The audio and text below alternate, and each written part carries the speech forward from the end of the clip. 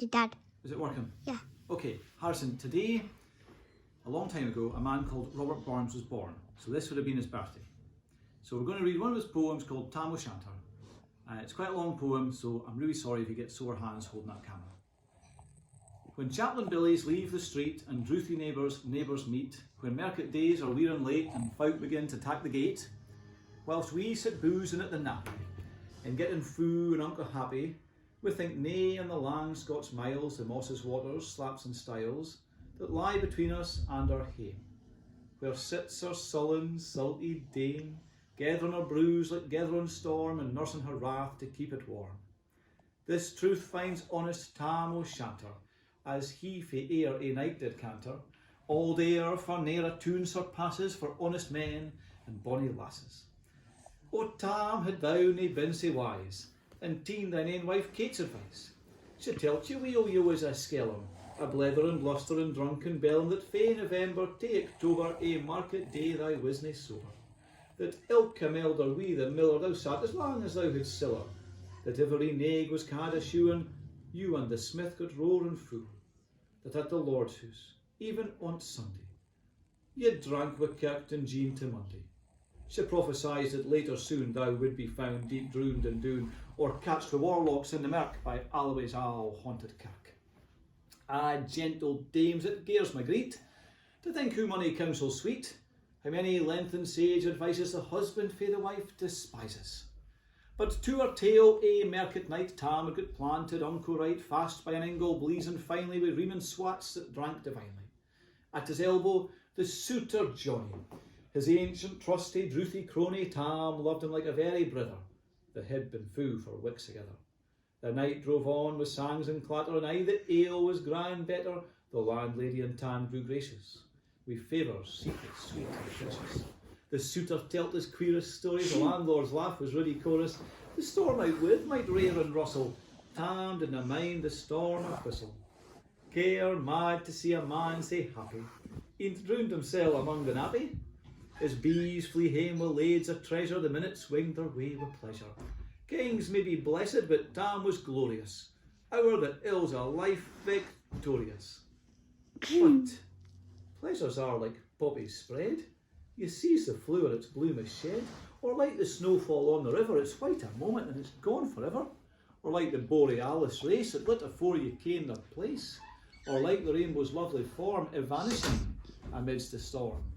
Nae man can tether time nor tide, the hour approaches Tam man pride. That hour of night's dark arch the keystone, the dreary hour he mounts his beastin', and sick a nicht to tak a road, and his nae peer sinner was abroadin'. The wind blew as 'twould blan its last, the rattling showers rose on the blast, the speedy gleams the darkness swallowed, loud, deep and long the thunder bellowed. That night a child might understand the devil had business on his hand. But well mounted on his grey mare Meg, a better never lifted leg, Tam skelpit on through dubs and mire, despise and wind and rain and fire, whilst holding fast his greed blue bonnet, whilst croning o'er some owl Scots sonnet, whilst glancing round with prudent cares lest bogles catched him unawares. Kirkalloway was drawing nigh, where gasps and howl its nightly cry. By now he was across the ford, for in the snaw the chapman snored, and past the birks and maple stane, where drunken Charlie Brack's next bane, and through the winds and by the cairn, where hunters found the murdered bairn. Near the thorn a been the well, for Mungo's mither hanged hersel. Before him, Doon pours a' his floods, the Dublin storm roars through the woods, the lightning flashes from pole to pole, near and more near the thunders roll. Tae glimmering through the groaning trees, Kirkalloway seemed in a bleeze. Through ilka bore the beams was glancing, in loud resounding mirth and dancing. Inspiring bold John Barleycorn, fits dangers thou canst make of scorn. With Tiffany, we'll fear nae evil, with Unskabe we'll face the devil. The swatsy reamed in Tammy's noddle, fair play, he cared nae devil a boddle. But Muggy stood right stare, astonished he by the hand and heel admonished. She ventured forward in the light, and woe, Tam caught an awfu' sight. Witches and warlocks in a dance, naked till yon brent new frae France, but hornpipes, jigs, strathspeys and reels, but life and metal in their heels. A winnock bunker in the east, where sat old Nick in shape o' beast, a towsy tyke, black grim and large, To gie them music was his charge. He screwed at pipes and made 'em skirl, tae roof and rafter added dirl. Coffins stood round like open presses, which showed the deed in their last dresses, and by some devilish contracts licht, each in its called hand held a licht, by which heroic Tam was able to note that upon the holy table a murderer's bones and giblet airns, and twas man lan wee unchristened bairns, a thief new cutted fair rape with his last gasp as Gab did gape. 5 tomahawks with bleed reed rusted, 5 scimitars with murder encrusted, a garter which a babe had strangled, a knife a feather's throat had mangled, his ain son a life bereft, the grey hair still clung it to the heft. Wi' mair, a horrible enough of which even to mention might be unlawful. 3 lawyers' tongues turned inside out, with lees seemeth like a beggar's clout, 3 priests' hearts rotten, black as muck, stinking vile in every nuke. And as Danny stared amazed and curious, the mirth and fun grew fast and furious. The piper louder and louder blew, the dancers quicker and quicker flew. They reeled, they set, they crossed, they cleeked till ilk, a carl and swat and reeked and cast their durries tae the work and linked at it in their sacks. Now Tam, oh Tam, had this been queens, a plump and strapping in their teens?